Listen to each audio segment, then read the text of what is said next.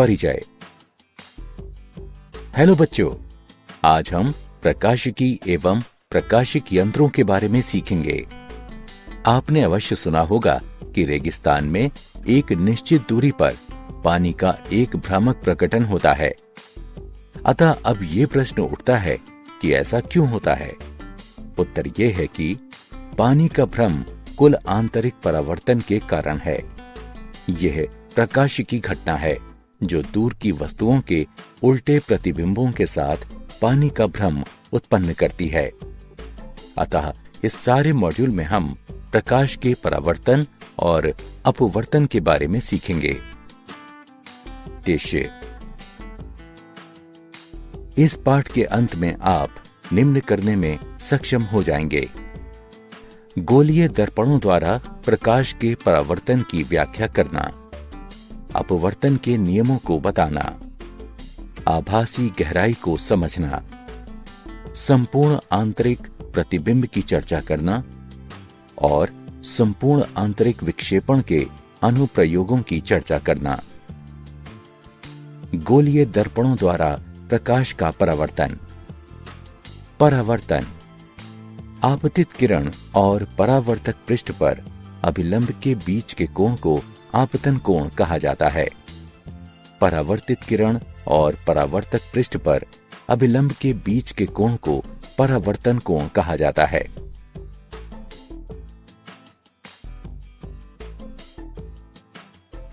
परावर्तन के नियम: आपतन कोण परावर्तन कोण के बराबर होता है। आपतित किरण, परावर्तित किरण और पृष्ठ अभिलंब एक ही समतल पर अवस्थित रहती हैं। परावर्तक पृष्ठ समतल या वक्र हो, यह नियम प्रत्येक बिंदु पर लागू होता है।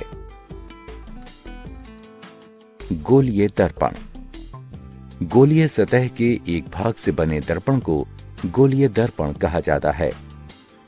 दो प्रकार के गोलीय दर्पण होते हैं, अवतल दर्पण और उत्तल दर्पण।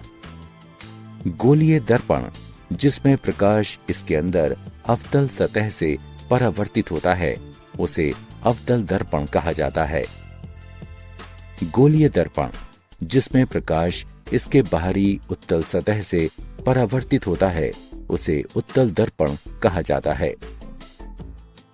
गोलीय दर्पण की त्रिज्या R वक्रता की होती है और इसकी वक्रता का केंद्र बिंदु C पर स्थित होती है। एक गोलीय दर्पण के ज्यामितीय केंद्र P को ध्रुव कहा जाता है। ध्रुव और गोलीय दर्पण के वक्रता के केंद्र को जोड़ने वाली रेखा को मुख्य अक्ष कहा जाता है। चिन्ह परिपाटी: आपतित किरण की दिशा में नापी गई दूरियों को धनात्मक माना जाता है और जिनको विपरीत नापा जाता है उनको ऋणात्मक माना जाता है। ऊपर की ओर मापित ऊंचाइयों को धनात्मक और अधोमुखी मापित को ऋणात्मक माना जाता है। गोलीय दर्पणों की फोकल दूरी: जो किरणें एक गोलीय दर्पण के मुख्य अक्ष के निकट गमन करती हैं और इसके साथ छोटे कोण बनाती हैं, उनको पैराऑक्सियल यानी उपाक्षीय किरणें कहा जाता है। बिंदु F को दर्पण का मुख्य फोकस कहा जाता है। ध्रुव और फोकस के बीच FP दूरी को गोलीय दर्पण की फोकल दूरी कहा जाता है, जिसको F द्वारा निरूपित किया जाता है। फोकल दूरी और वक्रता त्रिज्या के बीच संबंध। अवतल दर्पण द्वारा बनाए गए प्रतिबिंब: जब वस्तु बिंदु C से परे है तो प्रतिबिंब होगा C और F के बीच में, वास्तविक और उल्टा, वस्तु से छोटा। जब वस्तु बिंदु C पर है तो प्रतिबिंब होगा C पर, वास्तविक और उल्टा, ऊंचाई में उतना ही जितनी की वस्तु है। अवतल दर्पण द्वारा बनाए गए प्रतिबिंब: जब वस्तु बिंदु C और F के बीच है तो प्रतिबिंब होगा C से परे, वास्तविक और उल्टा, वस्तु से बड़ा। जब वस्तु बिंदु F और P के बीच है तो प्रतिबिंब होगा दर्पण के बीच में, अवास्तविक और सीधा, वस्तु से बड़ा। दर्पण समीकरण। दिया गया चित्र एक वस्तु AB और उसके प्रतिबिंब A-B- को दर्शाता है, जो फोकल दूरी F के अवतल दर्पण से बना है। MP पैराएक्सियल किरणों के लिए CP पर एक सीधी रेखा को लंब रूप में लिया जा सकता है। तब दो समकोणीय त्रिकोण A-B' और MVF एक समान हैं, ताकि A-B' बटे MP बराबर B' F बटे FP बराबर B' घटा FP बटे FP। चूंकि MP बराबर AB, तो हम लिख सकते हैं A-B' बटे AB बराबर B' घटा FP बटे FP। इसका एक नाम रखें। चूंकि कोण APB बराबर कोण A'-PB' समकोणीय कोण ABP और A'-B' भी एक समान हैं, ताकि A'-B' बटे AB बराबर B'-P बटे BP। इसका दो नाम रखें। समीकरण 1 और 2 की तुलना करने से हम पाते हैं B'-P घटा FP बटे FP बराबर B'-P बटे BP। इसका नाम 3 रखें। चिन्ह परिपाटी को लागू करने पर हमको मिलता है वस्तुओं की दूरी BP बराबर घटा U, प्रतिबिंब की दूरी B'-P बराबर घटा V, फोकल दूरी FP बराबर घटा F। इसलिए समीकरण 3 को घटा V घटा का घटा F बटे घटा F बराबर घटा V बटे घटा U तक कम किया जा सकता है, या 1 बटे V जमा 1 बटे U बराबर 1 बटे F। इस समीकरण को दर्पण समीकरण के रूप में जाना जाता है। रैखिक आवर्धन M। वस्तु H की ऊंचाई के साथ प्रतिबिंब H' की ऊंचाई का अनुपात M बराबर H' बटे H। दिए गए प्रतिबिंब के लिए रैखिक आवर्धन घटा V बटे U है। उदाहरण, 10 सेंटीमीटर के एक अवतल दर्पण के सामने एक वस्तु को रखा गया है। अगर इसका प्रतिबिंब दर्पण के सामने 20 सेंटीमीटर की दूरी पर है, तो वस्तु की स्थिति क्या होनी चाहिए? हल। दिया गया है F बराबर घटा 10 सेंटीमीटर, V बराबर घटा 20 सेंटीमीटर। 1 बटे V जमा 1 बटे U बराबर 1 बटे F।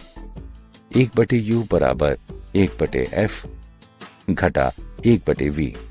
1 बटे U बराबर 1 बटे घटा 10 घटा 1 बटे घटा 20। इसका तात्पर्य है 1 बटे U बराबर घटा 1 बटे 10 जमा 1 बटे 20। 1 बटे U बराबर घटा 2 जमा 1 बटे 20। U बराबर घटा 20 सेंटीमीटर, यानी कि दर्पण के सामने वस्तु को 20 सेंटीमीटर की दूरी पर होना चाहिए।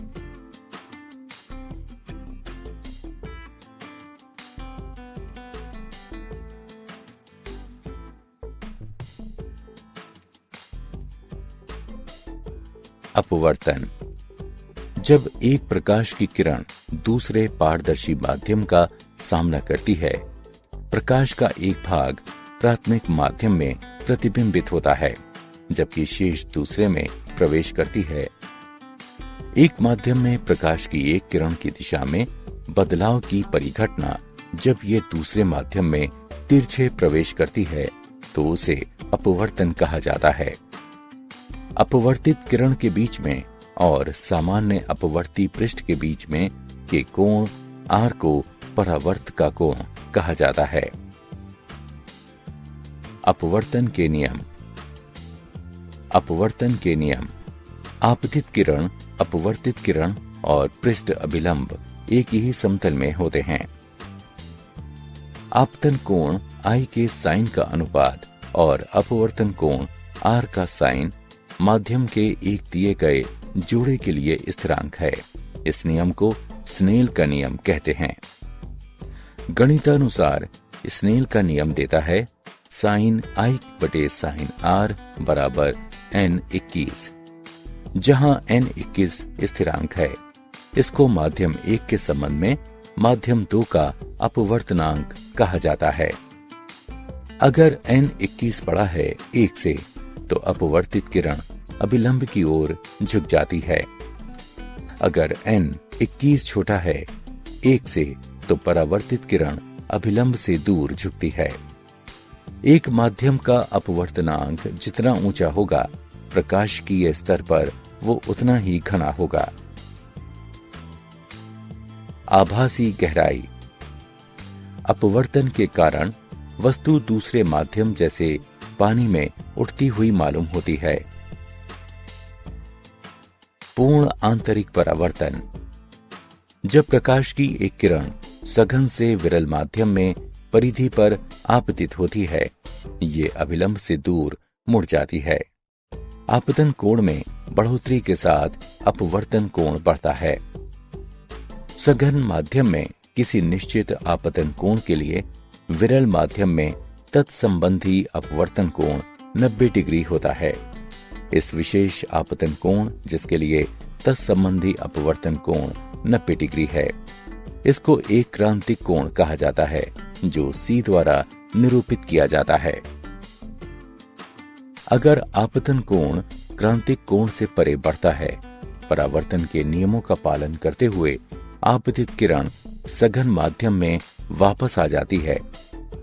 इस परिघटना को पूर्ण आंतरिक परावर्तन कहा जाता है।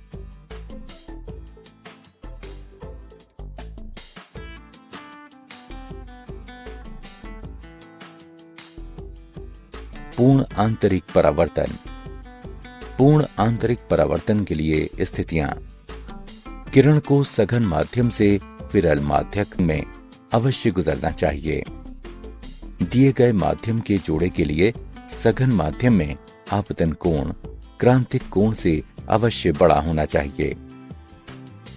माध्यमक के अपवर्तक सूचकांक और कोण में संबंध।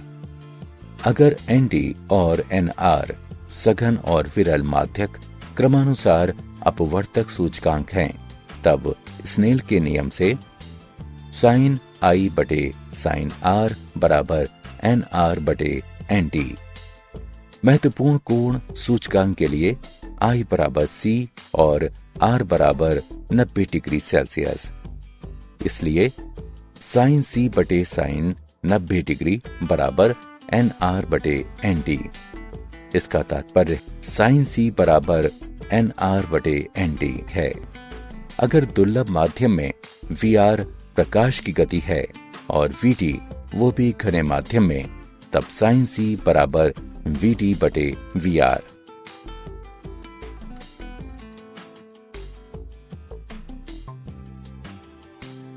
प्रकृति में पूर्ण आंतरिक परावर्तन और इसके तकनीकी अनुप्रयोग। मृग तृष्णा। रेगिस्तानों में कभी कभी एक व्यक्ति एक पेड़ का उल्टा प्रतिबिंब देखता है, जो पेड़ के निकट एक तालाब की मिथ्या धारणा देता है। इसे मृग तृष्णा कहते हैं। हीरों की जगमगाहट। हीरा हवा इंटरफेस के लिए क्रांतिक कोण बहुत छोटा होता है, लगभग 24.4 डिग्री। जब बाहरी स्रोत से प्रकाश अच्छी तरह से कटे हीरे में प्रवेश करता है, हीरा अपने अंदर अनेक पूर्ण आंतरिक परावर्तनों को झेलता है।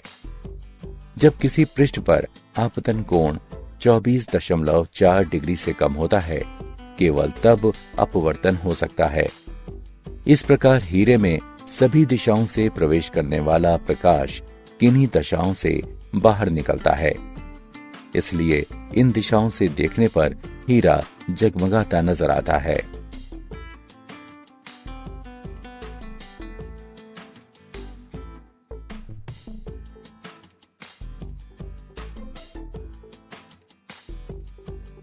प्रिज्म। जब किसी प्रिज्म के अपवर्ती पृष्ठ पर एक किरण अभिलंब रूप में आपतित होती है, वो बिना मुड़े गुजरती है और कांच इंटरफेस पर 45 डिग्री के कोण पर आपतित होती है, जो 42 डिग्री के क्रांतिक कोण से बड़ा होता है, और इस प्रकार पूर्ण आंतरिक परावर्तन होता है। एक पूर्ण परावर्ती प्रिज्म को प्रयोग किया जा सकता है।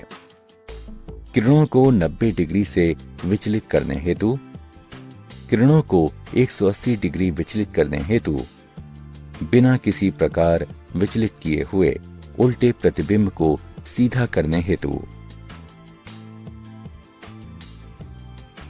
प्रकाशिकी फाइबर तंतु। एक प्रकाशिकी फाइबर पूर्ण आंतरिक परावर्तन युक्ति है, जिसके द्वारा एक प्रकाश संकेतों को एक स्थान से दूसरे को ऊर्जा की नगण्य हानि के साथ संचारित किया जा सकता है। क्या आप जानते हैं, सन 1670 से 1672 तक न्यूटन प्रकाशिकी पढ़ाते थे। इस दौरान उन्होंने प्रकाश के अपवर्तन और प्रकाश के परावर्तन की खोजबीन की। विलब्रॉड स्मेल ने सन 1621 में प्रकाश के अपवर्तन पर अपने सिद्धांत दिए।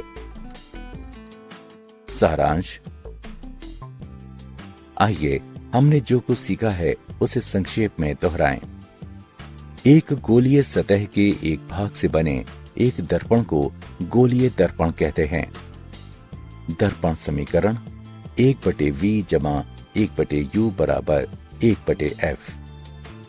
एक माध्यम से प्रकाश की एक किरण की दिशा में बदलाव की घटना जब ये दूसरे माध्यम में तिर्यक प्रवेश करती है, इस घटना को अपवर्तन कहा जाता है। स्नेल का नियम देता है sin I/r बराबर n21, जहां n21 स्थिरांक है। इसको माध्यम 1 के संबंध में माध्यम 2 का अपवर्तनांक कहा जाता है। संपूर्ण आंतरिक परावर्तन के लिए स्थितियां। किरण को सघन माध्यम से विरल माध्यम में अवश्य गुजरना चाहिए। सघन माध्यम में आपतन कोण को दिए गए माध्यम के जोड़ के लिए क्रांतिक कोण से अवश्य बड़ा होना चाहिए।